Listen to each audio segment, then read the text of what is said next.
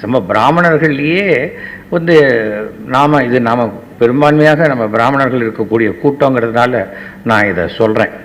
என்னடா சொல்ல போற? நமக்கு வந்து எங்களுக்கு மூளை கடவுள் ஜாஸ்தி வச்சுட்டாரு, எல்லாத்தையும் விட எங்களுக்கு 3/4 ounce மூளை ஜாஸ்தி. இந்த மாதிரி எல்லாம் உளராம இருக்கணும். எங்க கொஞ்சம் திரும்ப சார், சட்டை கிழிஞ்சிருக்கான் தானே பாக்குறீங்க? நான் தான் சொன்னேன் ரொம்ப தெளிவா இருக்குன்னு, நம்புங்க சார். உலகத்துல எல்லாருக்கும் ஒரே அளவுக்குதான் மூளை. அதை யாருக்கு எப்படி உபயோகப்படுத்தணுங்கிறது அவர்களுடைய ஒரு விஷயம். அவ்வளவுதான். அவன் ஒரு மாதிரியான அவன் இப்பெல்லாம் அப்படி இல்லப்பா, அவன் திருந்திட்டேன்னு அவனே சொன்னானா? ஒரு பிராமணன் கூட அப்படியே நாங்க தமிழ்நாட்டில் ஒரு பிராமணன் கூட டாஸ்மாக்ல எங்களை நீ பார்க்க முடியாது அப்படின்னு சேலஞ்ச் பண்ண முடியுமா? முடியாது. தினசரி பிணத்தோட இருக்கக்கூடிய சவுண்டி பிராமணர்கள் கூட அதுக்கு பிணத்தோடய வாழ்றாங்க. அவங்க என்னதான் செய்வாங்க? ஊரே திருந்து போது நான் மட்டும் பெரிய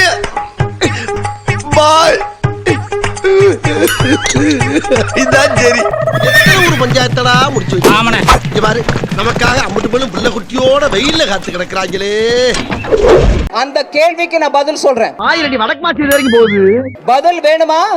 நீ கேட்ட கேள்வியை நான் கேட்டேன் இல்ல, நீ கேட்ட கேள்வியை நான் காது கொடுத்து கேட்டேன் இல்ல. பெரிய லம்பாடி பொம்பளையா இருப்பா போல இருக்கு. 400 அப்பா இருப்பா. நீயும் பேசு ஒரு நிமிஷம் இரு. நீயும் பேசு, நான் நீ பேசுறத கேக்குற ஒரு நிமிஷம் இரு. பார்த்து அவனுக்கா இவனுக்காங்கிற அவர்னு சொல்லணும் தெரியுமா உனக்கு? கேட்க வேணாமா? நீ ஏன் பின்ன பேசுறாங்க? நீ ஏன் பின்ன பேசுற? நான் கேட்கணும்ன்றதுனால தானே பேசுறேன், காதல விழணும்ன்றதுனால தானே பேசுறேன். வந்து இங்க பேசு. டே முத்தையாவா, இனிமே இந்த டே கீழ் கூப்பிடுற வேலையெல்லாம் வச்சுக்காதீங்க. இத்தனை நாள் நான் உன்னை அப்படிதான் கூப்பிட்டு இருக்கேன். இத்தனை நாள் கூப்பிட்டுக்கலாமா? இனிமே இந்த நிமிஷம் முதல் இப்ப இருந்து அப்படி கூப்பிட கூடாது. வேணான்னு ஏன் சொல்ற? நீ பேசுறதா இருந்தா மைக் எதுக்கு ரோட் சைடு பஜாரி மாதிரி கத்திட்டு இருக்க? பப்ளிக்ல எப்படி பிஹேவ் பண்ணனும் தெரியாது? ஏதோ கோயம்பேடு மார்க்கெட்ல பூஷ்ணிகா வாங்க வந்த மாதிரி வந்திருக்க. ஏய், நான் சொல்றத நீ கேளு அப்படின்னு பேசுனாங்க. மாமனை திருப்பி ஒரு அப்புமா. டேய் இருவாடா, யூனிஃபார்ம்ல கை வச்சிட்டாங்கல, அதுக்கு எக்ஸ்ட்ராவா ஒரு அப்படியா? எல்லா பேரிடர் காலகட்டங்களிலும் இந்த பேரிடரை விட உங்களுடைய ஒன்றிய அரசினுடைய அணுகுமுறையும் ஆணவ போக்கும், குறிப்பாக நிர்மலா அவருடைய அந்த பேச்சும் பெரும் பேரிடரா இருக்குது. இவனெல்லாம் கட்டி வைக்கிறீங்க, அப்பதான் கஷ்டம் என்னன்னு தெரியும். ஒக்கி புயல்ல பாதிக்கப்பட்டவன் போய் அப்படிதான் பேசினாங்க. கொரோனா பேரிடருங்க, மனுஷன் கொத்தா செத்துக்கிட்டு இருக்கான். பெட்டி படுக்க குழந்தைங்களை எல்லாம் கூட்டுக்கிட்டு அந்த பேக் எல்லாம் வச்சுக்கிட்டு அந்த தொழிலாளர் தோழர்கள் நடந்தே போனார்கள். ஏங்க இப்படி நடந்தே போறாங்களே அவங்க அப்படின்னு ராகுல் காந்தி கேள்வி எழுப்புகிறார். அவ்வளவு அக்கறை இருந்தா அவங்க கூட போய் பெட்டி தூக்கிட்டு நீ நட அப்படின்னாங்க. யாரு? இந்த அம்மையார் நிர்மலா சீதாராமன் சொன்ன பதில். இந்த ஈன சுரத்துல முழங்குறதெல்லாம் இந்த ஈத்தர் நாய் கிட்ட வச்சுக்க. நம்ம கிட்ட எல்லாம் நார்மலா பேசணும், இல்ல நாக்க கட் பண்ணிடுவேன். வெங்காயம் விலை ஏறி போச்சு, எனக்கு அதை பத்தி தெரியாது. நான் வெங்காயம் பூண்டு சாப்பிடுற ஃபேமிலியில இருந்து வரவில்லை. நிர்மலா அவர்கள் பதில். எதுக்குங்க அதான் சர்வத்தையும் அடக்கிட்டீங்க, மறுபடியும் எங்க வீட்டு பிள்ளை எம்ஜிஆர் மாதிரி எதுக்கு பெல்ட் எல்லாம் கழட்டிக்கிட்டு இருக்கீங்க? ஏங்க ஜிஎஸ்டி கடுமையா போட்டீங்க, ஹோட்டல்ல உணவு ஹோட்டல் போய் சாப்பிடவே முடியலங்க, ஜிஎஸ்டி கண்ணாமண்ணான்னு இருக்குங்க. உங்க யாருங்க ஹோட்டல்ல சாப்பிட சொன்னது? இது பதிலா? இது அவங்க கேட்ட பதில், அவங்க சொன்ன பதில்.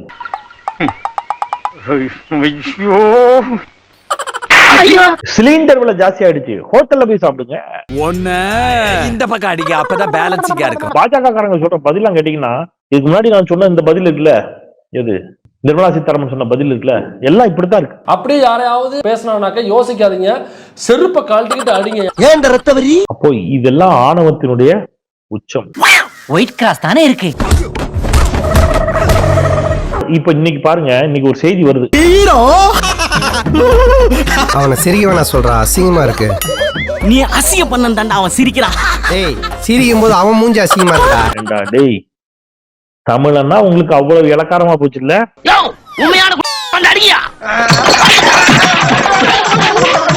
யார் யாருக்கிட்டடா பிச்சை எடுக்கிறது? நீ மாறவே மாட்டியாடா. அது எப்படிப்பா உடம்போட ஊர்னது மாறும்? உப்பு தண்ணில ஒரு வாரம் உன்னை ஊற வச்சு 4 தட்டு தட்டினா எல்லாம் மாறி. ஒன்றிய அரசுக்கு தாண்டா தமிழ்நாடு அள்ளி அள்ளி கொடுத்துக்கிட்டு இருக்குது. எங்க கிட்ட இருந்தா நீங்க வாங்குறீங்கிற மாநில அரசிடம் இருந்து, மாநிலத்திலிருந்து போகக்கூடிய நிதி எவ்வளவு? அது வெக்கமே இல்லாம அதுக்கு பதில் சொல்றதுக்கு துப்புல எவனுக்கும். தண்டசோறு வேலை வேலைக்கு வாயை திறந்து வக்கனையை கொட்டிக்கிறல்ல, வாயை திறந்து பதில் சொல்றானே கேட்கறாருல. ஜிஎஸ்டின்னு ஒரு வரி வந்து இந்தியாவில விதிக்கப்படுது. அது ஒவ்வொரு மாநிலமே ஒன்றிய அரசு நிதி கொடுக்குது வரியா. அந்த வரியில பாத்தீங்கன்னா கிட்டத்தட்ட தமிழ்நாடு வந்து அதிகமா வரி கொடுக்கக்கூடிய மாநிலங்கள்ல ஒண்ணு. நான் நம்பர் 1. வருஷத்துக்கு 5 லட்சம் கோடிக்கு மேல நம்ம வரி கொடுக்குறேங்க. ஆனா நமக்கு கிடைக்கிறது என்னவோ வெறும் 2 லட்சம் கோடி தாங்க. அதாவது எப்படி 3 ரூபா கொடுத்தா நமக்கு அதுல 1 ரூபாய் தான் திரும்பி கிடைக்குது. ஆனா அதே ஊபி இருக்கு பாத்தீங்களா, வெறும் வருஷத்துக்கு 2.5 லட்சம் கோடி தான். அதாவது நம்ம கொடுக்கறதுல பாதி கூட கொடுக்கல. ஆனா எவ்வளவு கிடைக்குது தெரியுமா? 9 லட்சம் கோடிக்கு மேல கிடைக்குதுங்க. அவன் 1 ரூபாய் வரி கட்டினா 5 ரூபா கிடைக்குது. அந்த 5 ரூபா யாரு காசு நினைக்கிறீங்க? நம்ம காசு தாங்க. அது நம்ம காசை பூரா உருவி பாஜக கட்டுற மாதிரி கொடுத்துடுறாங்க. வயசு பையன் 4 இடத்துக்கு போயிட்டு வா, செலவு இருக்கும்ல, எப்படி சமாளிச்சா? நானும் வயசு பையன். நானும் வயசு பையன் தான்டா. ஆனா நம்ம மாநிலத்துக்கு ஒரு பெரிய அளவுக்கு ஒரு பிரச்சனை வருது, ஒரு பேரிடர் வருதுன்னா அதுக்கு நிதி ஒதுக்குறதுக்கு இவ்வளவு அழுகுறாங்க. 1 ரூபாய் கூட கொடுக்க மாட்டேங்கிறாங்க.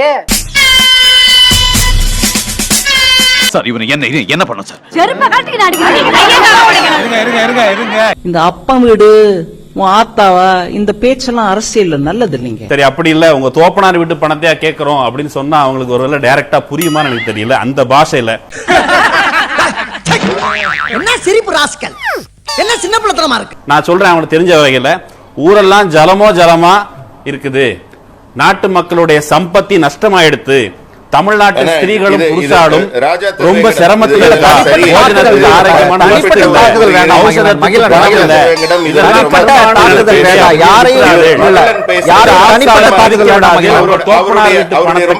நம்மள புது ஆங்கில டீல் பண்றானே. தமிழ்நாடு இந்த நாட்டிற்குள் இருக்கிறது, இந்த நாட்டில் கட்டுப்பட்டது தானே. இந்த நாட்டிற்குள் இருக்கும் பொழுது தமிழ்நாட்டு மக்கள் உணர்வால் நம்ம வீட்டு மக்கள் சாகுறாங்க, நம்ம வீட்டு மக்களுக்கு வந்து உடைமைகள் போகுது அப்படிங்கிற பொழுது வருத்தப்படுறாங்க. இதை தேசிய பேரென்று அறிவிக்க முடியாது. அப்படி ஒரு சிஸ்டம் இல்லைன்னு சொன்னா உங்க தேசம் பற்றிய கான்செப்ட் இருக்குல்ல, நாங்க உங்க தேசம் கிடையாதா, தமிழ்நாட்டு மக்கள் தேசம் கிடையாதா, உங்களுக்கு இது ஒரு தேசிய பேரா படல அப்படின்னு சொன்னா உங்களுடைய சிந்தனையில நாங்க எங்க இருக்கோம் அப்படிங்கிற கேள்வி தமிழ்நாட்டு மக்கள் கேட்பாங்க. ஒரு நாள் பாப்பாங்க, 2 நாள் பாப்பாங்க, 3ஆம் நாள் வஸ்த வச்சு கொண்டு விடுவாங்க. நிர்மலா சீதாராமன் நிஜமாவே கல்வி கட்டுறாங்களா எனக்கு முதல்ல தெரியணும். ஒரு கல்வி கற்றவங்க இப்படி பேசவே மாட்டாங்க. நீ எதை பேரிடர்னு சொல்ற? இது அழிஞ்சா தேசிய பேரிடர், அது அழிஞ்சா தேசிய பேரிடர், ஏதாவது அளவு வச்சிருக்கியா? நீங்க இதே குஜராத்ல மழை பெஞ்சு வெள்ளம்னு சொன்னோடனே பிரதமர் ஓடுறாரு, 1000 கோடியோட ஓடுறாரு. இங்க நாங்க என்ன கேட்டோம்? அப்புறம் நீ சொல்ற நாங்க வந்து இது ஸ்டேட் டிசார்டர் கொடுத்துருக்கோம், நேஷனல் டிசார்டர். என்ன யாருக்கு ஆசை நீ கொடுக்கற? நம்ம தேசிய பேரிடருக்கோ மாநில பேரிடருக்கோ ஒதுக்க வேண்டிய நிதி இந்த மழைக்கு பிறகு நீ என்ன கொடுத்துருக்க? அதுதான் சொல்லணும். இந்த மழை பெஞ்சிச்சுப்பா, இத்தனை தேதி மழை பெஞ்சிச்சுப்பா, இவ்வளவு நாசம் ஆயிடுச்சுப்பா, இதுக்கு நாங்க கொடுத்துருக்கோம், ஒரு 1000 கோடி கொடுத்துருக்கோம், ஒரு 500 கோடி கொடுத்துருக்கோம் சொன்னா அது மரியாதை. நீ சொல்ற நீ என்ன நிஜமா பத்தி படிச்சே எனக்கு உண்மை புரியல. உன்னை வேற நிதி அமைச்சர் ஆக்கியிருக்காங்க, உன்னை வந்து வர்த்தகத்துறை அமைச்சர் ஆக்காங்க, உன்னை வந்து டிஃபென்ஸ் மினிஸ்டர் ஆக்குறாங்க. என்ன தெரிஞ்சு உனக்கு டிஃபென்ஸ் மினிஸ்டர் ஆக்கினாங்க? என்ன தெரிஞ்சு உனக்கு வர்த்தக மினிஸ்டர் ஆக்கினாங்க? என்ன தெரிஞ்சு உனக்கு பினான்ஸ் மினிஸ்டர் ஆக்கியிருக்காங்க? பினான்ஸ் பத்தி உனக்கு என்ன தெரியும்? அவன் அவ்வளவு காரி துப்பியோ வைக்கவே இல்லாம சிரிச்சுன்றீங்களா? மத்த நேரத்துல எல்லாம் பாதிக்கப்படுகின்ற பொழுது மத்த நேரம்லாம் வந்தா எல்லாரும் வாருங்கள் நாம எல்லாமே இந்தியர்களாக ஒன்று திரண்டு அப்படிங்கிறீங்க. இந்தியர்களாக வந்து உதவி பண்ணுங்கடா, நம்ம எல்லாம் இந்தியர்கள்டா பாடுறா, நம்ம இங்க இவ்வளவு பெரிய பிரச்சனை வந்திருக்குதுன்னு கேட்டா அப்போ வந்து கார்ட்டூன் போட்டு சிரிக்கிறது, நக்கல் அடிக்கிறது, உங்களுக்கு எதுக்கு காசு கொடுக்கணும்னு கேக்குறது. இந்த மாதிரி பிச்சைக்கார நாய்கள் எல்லாம் உள்ள தள்ளுங்க. அப்படிதான் கொஞ்ச நாளைக்கு முன்னாடி முதலமைச்சருடைய காலை உணவு திட்டம் ஒரு திட்டம் வந்தது. அந்த திட்டப்படி என்ன, பள்ளி மாணவர்களுக்கு காலையிலே உணவு வழங்குவாங்க. அந்த திட்டம் தினமலருக்கு பிடிக்கிற போல இருக்கு. உடனே என்ன பண்ணாங்க தெரியுமா? காலை உணவு திட்டத்தால பாத்தீங்கன்னா பள்ளிகளை பூரா கக்கூசி நிரம்பி ஒழியுதுன்னு கக்கூஸ்குள்ள இறங்கி ஆராய்ச்சி பண்ணி ஒரு கட்டை போட்டிருந்தாங்க.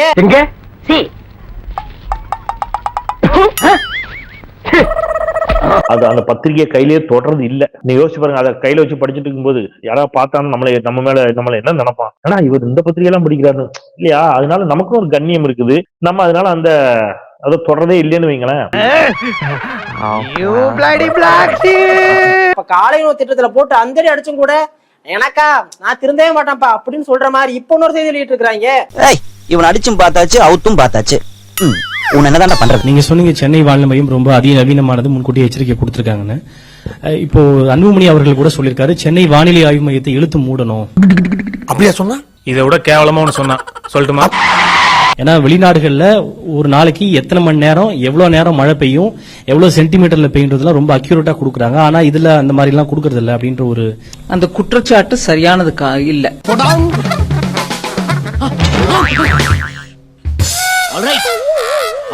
நான் 12ஆம் தேதி வார்னிங் கொடுத்தது எங்களுக்கு சமயத்துல வார்னிங் கொடுக்கலன்னு சொன்னவங்களே நான் கேட்கிறேன். 12ஆம் தேதி 5 நாளைக்கு முன்னாடி கொடுத்த வார்னிங் இல்லைங்கிறீங்களா? அப்ப நீங்க சொல்றீங்களா 12ஆம் தேதி வார்னிங் கொடுக்கலன்னு?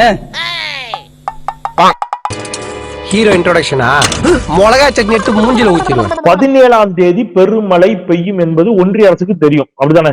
வானிலை ஆய்வு மையம் சொல்லிவிட்டது. ஒன்றிய அரசினுடைய கட்டுப்பாட்டில் தான் ரயில்வே துறை இருக்கிறது. ரயில்வே துறைக்கு அந்த எச்சரிக்கை கொடுக்கப்பட்டதா? கொடுக்கப்பட்டது உண்மை என்றால் ஏன் ரயில்கள் இயக்கப்பட்டன? திருச்செந்தூர் ரயில் திருச்செந்தூர்ல இருந்து கிளம்பி கொஞ்ச தூரம் தான், திரிவேகண்டம் ரயில் நிலையத்தை தாண்ட முடியாம ஏன் நின்றது? அப்போ நீங்க சொல்றது பச்சை பொய். ஆதாரம் இல்லாம நான் போய் சொல்லுவேனா? உன்னை பத்தி எனக்கு தெரியுமே, நீ ஆதாரம் வச்சு தானே போய் சொல்லுவ. அப்போ இந்தியா உள்ளும் புறமுமாக இன்றைக்கு ஒரு பாதுகாப்பற்ற சூழல் இருக்கிறது. இந்திய எல்லையில் சீனா அத்துமீறி அவனுடைய கிராமத்தை எல்லாம் போட்டிருக்கான். ஆனா இது எல்லாவற்றையும் மறைத்து மடைமாற்றி மதம் என்னும் போதையை மக்களுக்கு ஊட்டி, விலைவாசி உயர்வை மறைத்து, டாலருக்கு நிகரான இந்திய ரூபாயின் வீழ்ச்சியை மறைத்து, வேலையில்லா திண்டாட்டம் அதிகரித்திருப்பதை மறைத்து மக்களை ஏமாற்றிக் கொண்டிருக்கும் இந்த கூட்டத்தை பெரியாரின் இந்த நினைவு நாளில் நாம் இனம் கண்டு கொள்வோம். பெரியாரின் வழி நின்று இந்த கூட்டத்தை விரட்டி அடிப்போம் என்று சொல்லி இவங்களெல்லாம் பார்த்தாலே விரட்டி விரட்டி வெளுக்க தோணுது, விரட்டி விரட்டி வெளுக்க தோணுது. ஸ்டார்ட் பண்ணு.